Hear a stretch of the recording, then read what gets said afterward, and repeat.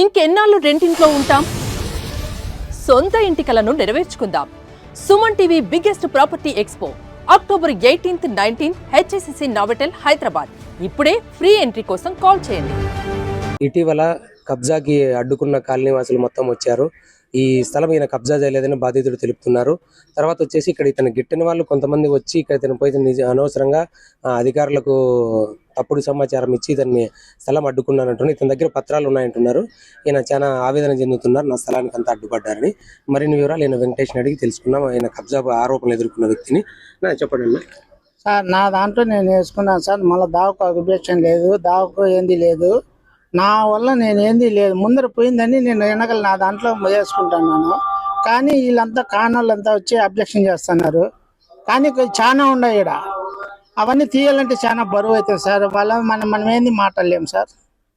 అది ఇప్పుడు మీరు ఏమంటున్నారు, ఇక్కడ ఉన్న కాలనీ అంతా ప్రభుత్వ భూమి అంటున్నారా?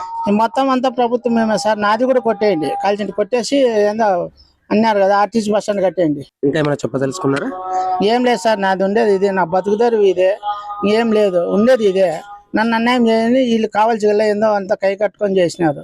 మీ పత్రాలు సరైనవైతే అధికారులు వచ్చి మీకు న్యాయం చేయాలని కోరుకుంటున్నారా? నా పత్రాలు ఏం సార్, నా ఉండేది ఉన్నాయి. బ్యాంకులో కూడా 5 లక్షలు లెక్కల ముందు తెచ్చుకుంటా, ఉండేది అదే.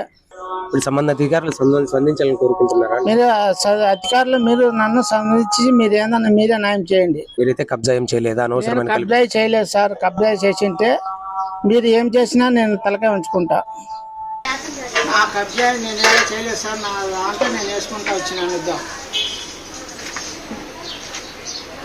ఇటు వరకు ఉంది, కింద గుణాది ఉంది, కింద గుణాది కూడా ఉంది, కింద గుణాది కూడా చూడండి సార్.